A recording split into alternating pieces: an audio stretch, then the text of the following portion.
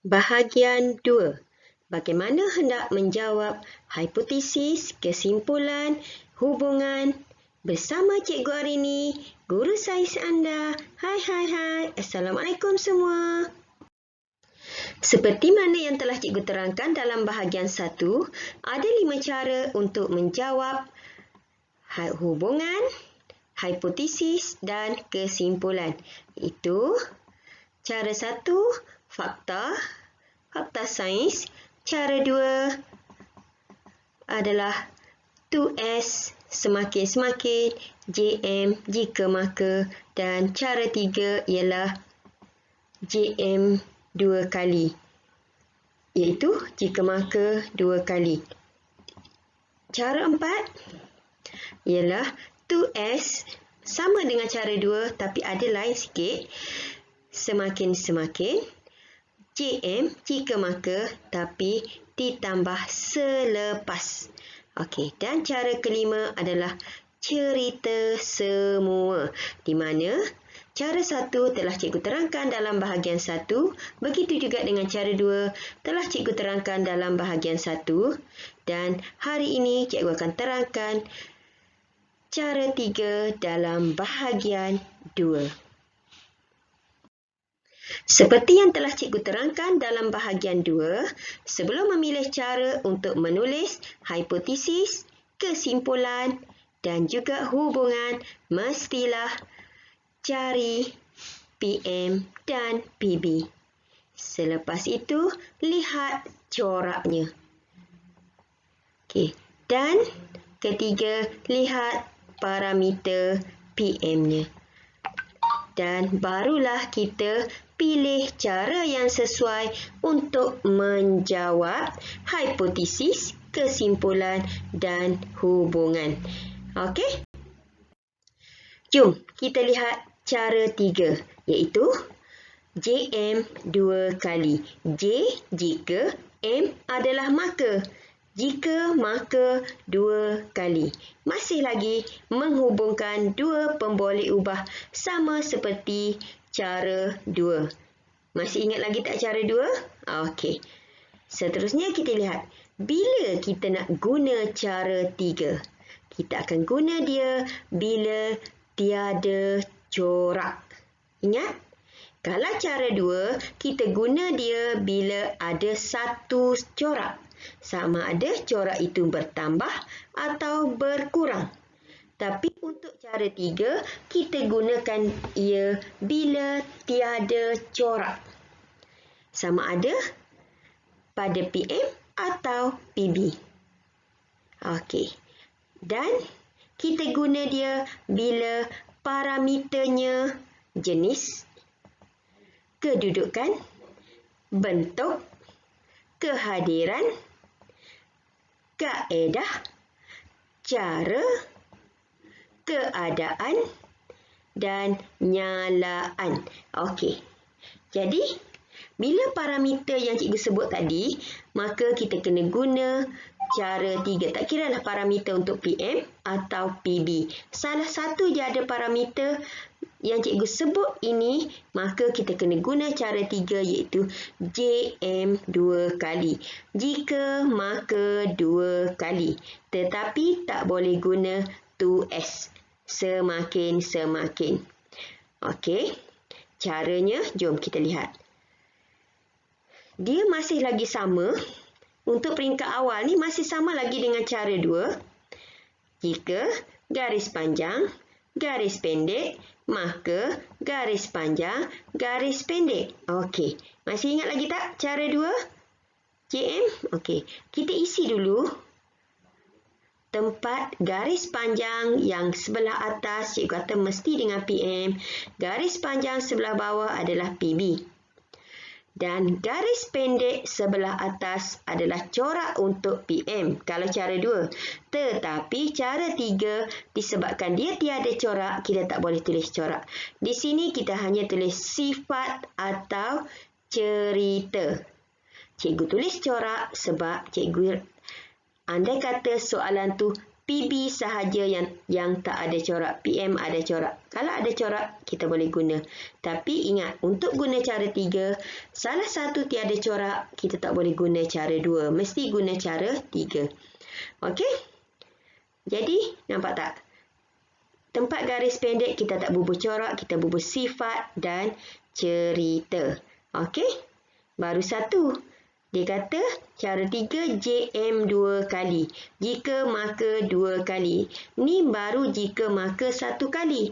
1 kali lagi kita buat jika maka. Jika garis panjang, garis pendek. Maka garis panjang, garis pendek. Caranya sama. Sebelah atas isi dengan PM yang panjang. Yang panjang sebelah bawah isi dengan PB dan yang pendek sebelah atas isi dengan sifat dan cerita. Yang pendek sebelah bawah pun sama, isi dengan sifat dan cerita. Kita belajar mengisi tempat kosong, baru kita tidak buat kesilapan. Okey? JM ingat ada 2 kan? 1 garis pendek di depan, 1 garis panjang di depan. Kita tengok yang garis pendek di depan pula. Okey. Jika, maka. Okey, baru sekali. Tak isi lagi. Belah atas PM, sebelah bawah PB yang panjang. Tak kiralah dia duduk awal ke, dia duduk belakang ke, yang panjang isi dengan PM. Okey, yang pendek dia, sepatutnya kalau yang tu ada yang cara 2 isi dengan corak kan. Tetapi disebabkan cara 3 dia tiada corak, maka kita kena isi dengan sifat atau cerita. Okey? Baru 1 kali. Dia kata 2 kali. 1 kali lagi lah kita kena buat. Jika garis pendek, garis panjang, maka garis pendek, garis panjang. Seperti biasa, garis panjang yang atas isi dengan PM, garis panjang yang bawah isi dengan PB. Manakala garis pendek sebelah atas isi dengan sifat atau cerita, sebelah bawah pun sama. Kita tak bubuh corak. Sebab apa? Sebab dia tiada corak. Okey? Jelas? Faham tak? Jadi kalau kita ikut langkah, bila kita nak jawab soalan, bila kita dah pilih, decide, pilih cara 3, maka kita kena ikut step ni, isi tempat kosong. Okey? Selepas ni, kita tengok contoh. Okey? Jelas? Okey, kita tengok contoh ya. Jom kita lihat contoh soalan. Apakah hipotesis yang ingin diuji? Apa keyword dia? Hipotesis. Nampak tak cikgu bulatkan merah? Hipotesis. Okey, dia boleh soal juga kita macam ni. Tuliskan kesimpulan bagi eksperimen ini. Keywordnya adalah kesimpulan. Okey, dia juga boleh soal kita tuliskan hubungan. Hubungan antara dua pun boleh ubah. Hubungan di antara bekas A dengan bekas B. Hubungan di antara isi padu air dengan masa air mendidih. Dia boleh sebut apa saja di belakang tu. Okey, jadi keywordnya adalah hubungan. Yang penting kita kenal pasti keyword dia. Keyword dia hipotesis, keyword dia kesimpulan dan keyword dia hubungan. Okey. Cara menjawabnya sama. Antara tiga-tiga hipotesis, kesimpulan, hubungan ini cara menjawabnya sama. Cuma dalam situasi eksperimen kita, hipotesis berlaku di awal eksperimen. Kita buat hipotesis dahulu sebelum membuat eksperimen. Selepas kita buat hipotesis, kita nak uji hipotesis kita betul atau tidak kita menjalankan eksperimen. Okey, bila kita buat eksperimen, kita buat kesimpulan sama ada hipotesis kita betul ataupun salah. Jadi caranya sama sahaja. Cara menulisnya sama. Jadi hari ini kita belajar cara hendak menulisnya. Faham? Begitu juga dengan hubungan. Hubungan juga cara menulisnya sama. Faham? Okey. Sekarang, bila dia soal hipotesis kesimpulan hubungan, cikgu dah terangkan tadi, Dan juga dalam bahagian 1, cikgu juga sudah terangkan langkah-langkah untuk menulis hipotesis, kesimpulan dan hubungan. Untuk kita memilih cara menulis kesimpulan, hipotesis dan hubungan, kita tahu ada 5 cara. Kita tak tahu nak pilih cara yang mana. Kita tak boleh main pilih. Oh, kali ni nak jawab cara 1 lah, mengikut fakta. Kali ni nak jawab cara 2 lah, 2S atau JM. Kali ni nak jawab cara 3 lah, JM 2 kali. Okey, tak boleh. Kita kena tahu apa bentuk soalan tu, baru kita boleh pilih cara mana yang sesuai kita nak jawab. Macam mana kita nak pilih? Kita ikuti langkah satu persatu. Baru kita boleh tahu cara mana kita nak guna untuk menjawab soalan ini. Okey, kita tengok langkah 1. Langkah 1, cari pemboleh ubah. Okey, iaitu cari PM dan cari PB. Okey, PM dan PB boleh didapati dalam stem soalan ataupun dalam gambar rajah ataupun dalam jadual.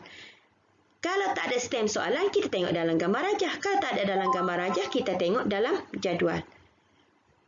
Okey. Macam mana nak cari? Kita baca stem soalan dulu ya. Okey. Rajah di bawah menunjukkan satu penyiasatan untuk memerhati. Penyiasatan untuk memerhati. Ingat tak lagi? Apa yang disiasat, apa yang diperhati adalah PB. Betul tak? Okey, jadi PB kita dah jumpa dah PB. Apa PB-nya? Apa yang disiasat? Apa yang diperhatikan? Okey, yang disiasat, yang diperhatikan adalah nyalaan mentol. Nyalaan mentol. Apa maksud nyalaan mentol ni? Nyalaan adalah parameter, mentol adalah objek. Nyalaan ni maksudnya satu menyala, satu tidak menyala. Faham? Okey, jadi PB kita di sini kalau ikut dalam stem soalan ni adalah nyalaan mentol. Okey, kita tulis dulu PB kita nyalaan mentol. Okey, lepas tu kita tengok rujuk pada jadual. Cikgu dah kata masa dulu, cikgu dah terangkan kepada kamu, sebelah kanan kita adalah PB. Okey. Kita ambil tajuk dia sebagai PB. Tapi tajuk untuk jadual ni adalah pemerhatian. Pemerhatian mana boleh jadikan pemboleh ubah. Itu adalah penerangan saja. Betul tak? Okey, jadi kita tak boleh ambil tajuk dia sebagai pemboleh ubah. Tapi tak apa. Kita lihat apakah isi kandungan jadual tu. Pemerhatian. Apa yang diperhatikan? Yang diperhatikan, mentol menyala. Mentol tidak menyala. Dua-dua objek mentol. Tiga-tiga mentol. Mentol. Mentol adalah objek. Betul? Satu menyala, satu tidak menyala. Jadi apa parameter dia? Nyalaan. Kalau satu menyala, satu tidak menyala adalah nyalaan. Jadi, pemboleh ubah bergerak balas di sini adalah nyalaan mentol. Sama tak dengan dalam stem soalan? Sama. Okey, jadi PB kita adalah nyalaan mentol. Faham? Okey, seterusnya kita baca lagi stem soalan untuk kita temui PM pula. Okey, baca sekali lagi ya. Rajah di bawah menunjukkan satu penyiasatan untuk memerhati nyalaan mentol apabila objek yang berbeza. Berbeza. Nampak tak berbeza? Cikgu gariskan. Berbeza. Berbeza menunjukkan PM. Betul tak? Betul? Apa yang berbeza? Objek. Jadi objek adalah objek bagi PM. Objek bagi PM. Betul tak? Okey. Dia kata apabila objek yang berbeza diletakkan di P. Nampak tak cikgu letak anak panah? Diletakkan di P. Maksudnya dia tukar-tukar kat situ. Dia letak paku. Lepas tu dia tengok mentol. Menyala. Lepas tu dia tukarkan. Paku tu tukar dengan sikap sikat plastik. Bila dia tukar dengan sikat plastik, dia tengok mentol tak menyala. Lepas tu dia tukar balik. Letak gelang getah dekat P tu. Mentol tak menyala juga. Okey, faham? Itulah eksperimen dia. Dia nak uji bahan yang berbeza. Boleh? Okey, cuba kita tengok dalam jadual. Tapi kita tak tahu berbeza dari segi apa. Sebab dia tak cakap pun sini. Dia kata, keputusan penyiasatan direkodkan dalam jadual. Jawapan kita, PM kita tak ada parameter lagi. Dia kata, keputusan penyiasatan direkod dalam jadual. Okey, sekarang kita tengok jadual. Cikgu dah ajar kepada kamu sebelum ini. Sebelah kiri kita adalah PM. PM dia, tajuk dia adalah objek sahaja. Sama juga dengan kita dapat dalam stem soalan. Tak ada parameter. Macam mana kita nak tahu ada parameter? Kita tengok isi kandungan jadual di bawah objek. Paku besi, objeknya. Objeknya sikat plastik. Objeknya gelang getah. Ada pelbagai jenis objek. Betul tak? Betul? Jadi, apa parameter yang sesuai untuk pelbagai ni? Parameter yang sesuai adalah jenis. Jadi, PM kita adalah jenis objek. Okey? Seterusnya, kita lihat langkah 2. Langkah 2 ialah lihat corak dalam eksperimen ini. Ingat tak? Okay. Lihat corak. Okey, corak bagi PM. PM adalah jenis objek. Jenis objek dia paku besi, sikat plastik, gelang getah. Ada corak ke? Tak ada corak. Tiada corak. Bila tiada corak, salah satu je, tak kira lah PM ke, PB ke. Kalau tiada corak, kita dah boleh guna cara 3. Tapi tak apa, kita tengok juga. PB, ada corak ke tiada corak? Kalau dua-dua tiada corak, lagilah tak boleh guna cara 2. Mesti guna cara 3. Faham? Okey. Kalau satu je tak ada corak pun, kita dah boleh kena guna cara 3. Okey. Cuba kita lihat. PB dia. PB dia nyalaan mentol. Nyalaan mentol. Ada corak ke tak ada? Mentol menyala, mentol tidak menyala, mentol tidak menyala. Ada corak ke tak? Tak ada corak juga. Jadi, nyalaan mentol juga tak ada corak. Tiada corak. Jadi, sah-sah bila tak ada corak, kita akan guna cara 3. Iaitu, JM 2 kali. Jika maka 2 kali. Faham? Jelas? Okey. Sebelum tu, kita tengok parameter PM dan PB. Okey. Nampak tak? Langkah ketiga, kita lihat parameter PM, PB. Jenis. Nyalaan. Okey. Okey. Parameter PM. Kalau parameter PM yang cikgu sebut ni dan yang cikgu tulis kat bawah ni adalah tersenarai di situ, maksudnya lagi confirm kita kena guna cara 3. Kita tak boleh guna cara 2. Okey? Jenis. Okey, ingat tak cikgu dah terangkan? Jenis cikgu tulis merah kan? Kalau merah berarti kadang-kadang boleh guna cara 2, kadang-kadang tak boleh guna cara 2. Kena guna cara 3. Betul? Okey. Kedudukan. Maksudnya jenis parameter bagi PM jenis. Maksudnya dah confirm lah kita kena guna cara 3. Okey, bentuk, kehadiran, keedah, cara, keadaan dan nyalaan. Tengok PB kita. Corak PB kita adalah nyalaan. Jadi, confirm kita kena guna cara 3. Jelas? Okey, sekarang kita jawab soalan ini menggunakan cara 3. Jadi, untuk soalan ini, kita kena jawab menggunakan cara 3, iaitu JM 2 kali. Jika, maka 2 kali. Macam mana caranya? Okey, jom sama-sama kita lihat. Okey, jika, sama juga dengan cara 2 iaitu JM. Jika maka, tapi yang tu sekali, yang ni 2 kali. Tapi ada bezanya ya. Lihat. Okey. Garis panjang, garis pendek. Maka garis panjang, garis pendek. Baru 1 kali. Isikan tempat kosong. Garis panjang yang atas diisi dengan PM. Garis panjang bawah diisi dengan PB. Garis pendek atas isi dengan sifat ataupun cerita. Okey. Untuk jika maka 2 kali, kita tak boleh isi corak. Kita kena isi sifat ataupun cerita.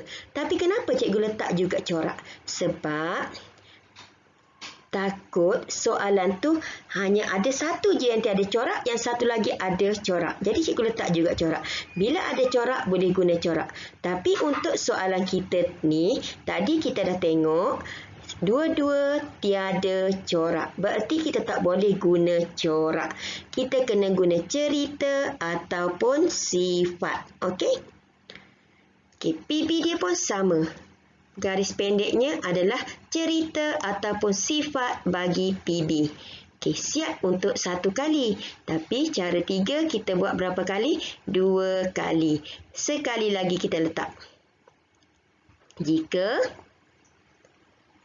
garis panjang, garis pendek, maka garis panjang, garis pendek. Sama je dengan yang satu tadi. Atas panjang PB, PM, bawah panjang PB. Okey, manakala pendek atas adalah sifat ataupun cerita. Bawah adalah sifat atau cerita. Cuma yang bezanya, nanti kita isi, kita mesti letak yang bertentangan. Okey, sama-sama kita isi. Oh, dia nak PM, PB. Betul tak? Jadi, kita dah cari tadi PM, PB kan? Okey, apa PM kita tadi? Apa PB kita tadi? PB kita tadi, nyalaan mentol. PM kita tadi, jenis objek. Jadi, kita isilah tempat kosong ni dulu. PM, PB. Kita isi dulu. PM kita jenis objek. Okey, kita isi jenis objek. Okey, kita isi dekat PM. Dekat PM tu jenis objek. Okey. Jelas tak? Okey. Nampak? Okey, sekarang kita isi dengan PB pula. PB kita nyalaan mentol. Kita isi nyalaan mentol. Siap. Okey. Kita nak letak sifat. Kalau yang 2, kita guna corak. Bertambah, berkurang, meningkat, menurun. Okey. Tapi cara 3, kita tak boleh isi corak. Kita kena ceritakan sifat dia. Okey, apa sifat dia? Kalau jenis objek, cuba kita tengok. Jenis objek, paku besi. Paku besi. Apa sifat dia? Mentol dia menyala. Sikat plastik. Mentol tidak menyala. Gelang getah. Mentol tidak menyala. Apa sifat dia? Maksudnya, kalau sifat dia mentol, kalau kita letak dia, nampak tak kat sini? Bila kita letak paku besi ni, maksudnya kita letak dekat P tadi kan? Okey, letak dekat P, mentol menyala. Bermaksud, paku besi ni membenarkan arus elektrik mengalir melalui dia. Bila arus elektrik boleh mengalir melalui dia, berarti mentol menyala. Apa bahan yang boleh mengalirkan arus elektrik? Kita panggil konduktor elektrik. Kalau yang tidak menyalakan arus elektrik ni, tidak menyalakan mentol ni, kita panggil penebat elektrik. Okey, jadi di sini sifat dia, jenis objek, kita boleh letak satu. Jika jenis objek, konduktor elektrik. Ataupun kita buat boleh mengalirkan arus elektrik. Okey, boleh juga. Boleh pilih nak tulis konduktor elektrik pun betul. Nak tulis boleh mengalirkan arus elektrik pun betul. Okey. Sekarang kita tengok pula nyalaan mentol. Nyalaan mentol. Kalau konduktor elektrik, arus elektrik mengalir, berarti mentol menyala kan? Jadi, nyalaan mentol menyala. Okey, untuk JM yang kedua, kita lawan je lah yang ni. Kalau atas ni konduktor, bawah ni penebat elektrik. Kalau atas ni boleh mengalirkan arus elektrik, bawah ni kita buat tidak boleh mengalirkan arus elektrik. Kalau atas ni menyala, bawah ni tidak menyala. Faham? Senang je kan? Inilah dikatakan JM 2 kali. Jadi jawapan penuh dia, jika jenis objek konduktor elektrik, maka nyalaan mentol menyala. Jika jenis objek penebat elektrik, maka nyalaan mentol tidak menyala. Jelas? Faham? Okey. Okey, cikgu harap kamu faham. Kalau tak faham, ulang tengok lagi video ini. Ingat tak? JM ada dua kan? Satu garis panjang dahulu, baru garis pendek. Satu lagi garis pendek dahulu, baru garis panjang. Okey, kita lihat yang JM yang kedua. Okey, masih lagi dua kali ya. Okey, kita buat JM garis pendek dahulu. Okey.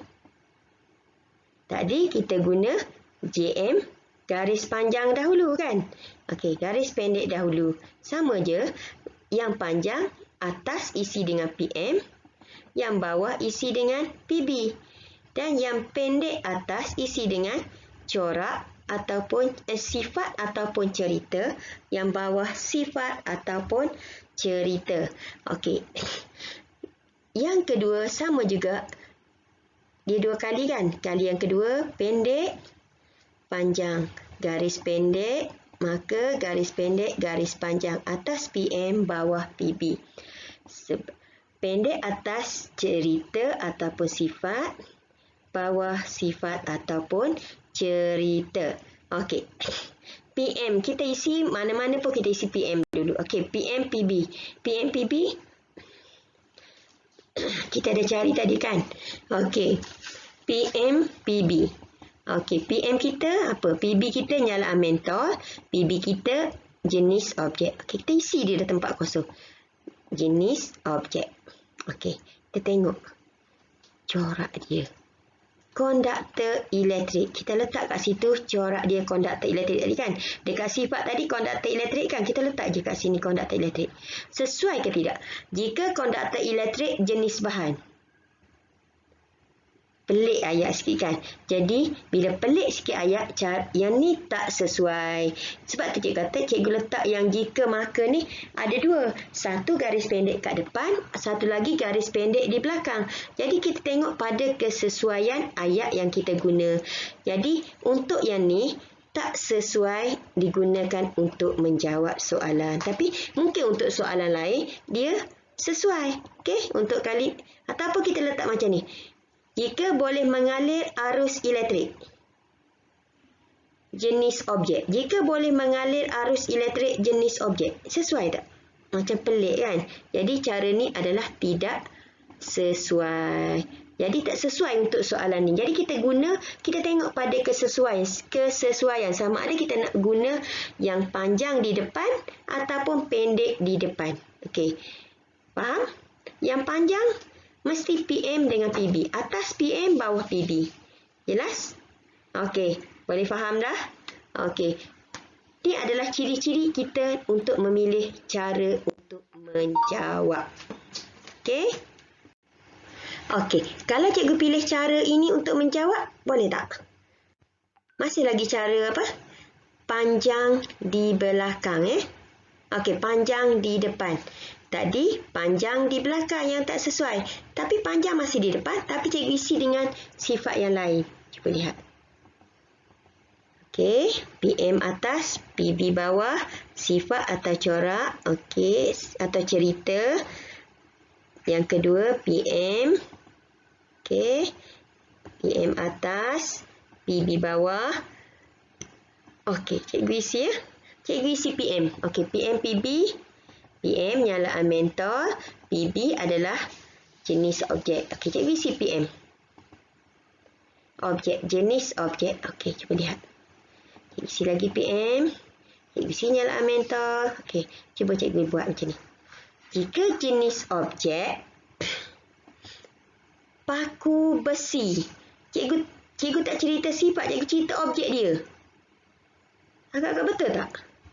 Kita lihat. Jika jenis objek paku besi, cikgu kata kat sini sepatutnya kita isi dengan cerita ataupun sifat. Kita bukan cerita, isikan dengan objek. Paku besi ni adalah objek. Okey. Nyalaan mentol, menyala. Jenis objek, sikat plastik pula. Nyalaan mentol, tidak menyala. Betul atau salah? Betul atau salah? Jawapan dia salah. Kenapa salah? Sebab cikgu isi dekat situ objek. Cikgu tidak isi sifat. Faham? Dia di situ kena isi sifat dia. Apa sifat dia yang boleh menyebabkan mentol tu menyala? Faham? Okey. Apa sifat objek yang boleh menyalakan mentol dan tidak menyalakan mentol? Okey, konduktor elektrik menyalakan mentol, penebak elektrik tidak menyalakan mentol. Faham? Okey, jelas? Okey. Lepas ni, cikgu akan cuba bagi kamu soalan-soalan yang boleh kamu jawab untuk memilih caranya. Okey, faham? Okey, sekian. Terima kasih. Assalamualaikum warahmatullahi wabarakatuh.